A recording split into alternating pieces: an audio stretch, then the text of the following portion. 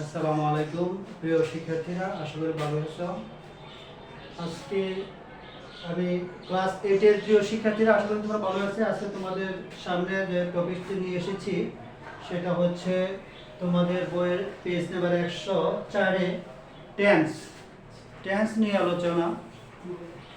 আমরা জানি tense is the father of English language. Tense হচ্ছে ইংরেজি ভাষার বাবা। তাহলে আমরা আজকে টেন্স কাকে বলে বা টেন্স কি এটা প্রথমে শিখব। টেন্স মানে কাল, ক্রিয়া সম্পন্ন হওয়ার সময়কে টেন্স বা কাল বলে। এখন ক্রিয়া কি তোমরা জানো? ক্রিয়া যেটা ইংরেজিতে আমরা বলি ভার্ব।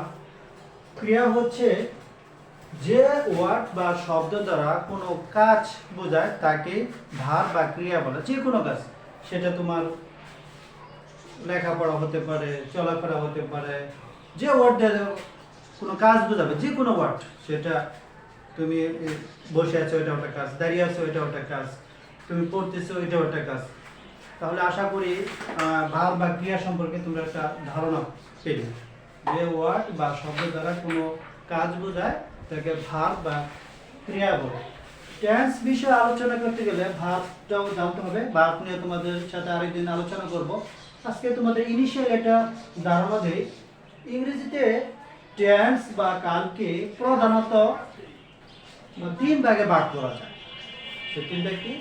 যথা প্রেজেন্ট টেন্স বা বর্তমান কাল, পাস্ট টেন্স বা অতীত কাল, ফিউচার টেন্স বা ভবিষ্যৎ কাল। এখন এই প্রত্যেকটি টেন্সকে আবার চার ভাগে ভাগ করা যায়। তার আগে আমরা দেখি প্রেজেন্ট টেন্স কাকে বলে। প্রেজেন্ট টেন্স হলো বাংলা হচ্ছে বর্তমান কাল। বর্তমান কালে কোনো কাজ বোঝালে তাকে প্রেজেন্ট টেন্স বা বর্তমান কাল বলে। যেমন আমরা একটা এক্সাম্পল নিতে পারি, রিড এ বুক, আমি একটি বই পড়ি। তার মানে এটা বর্তমান কালের কাজকে ইন্ডিকেট করতেছে। দ্যাট মিন্স এটা হলো প্রেজেন্ট টেন্সের একটা সেন্টেন্স বা বাক্য। এখন আজকে আমি প্রেজেন্ট টেন্সের প্রকারভেদ নিয়ে আলোচনা করব। The types of present tense.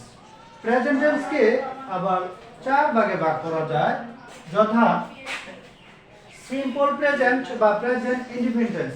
এই প্রেজেন্ট ইনডিফিনিট টেন্সের আরেকটা নাম আছে সিম্পল প্রেজেন্ট টেন্স।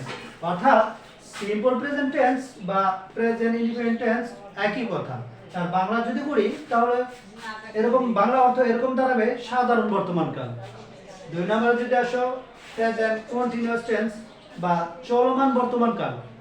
তিন নম্বরে প্রেজেন্ট পারফেক্ট টেন্স বা পুরো ঘটিত বর্তমান কাল।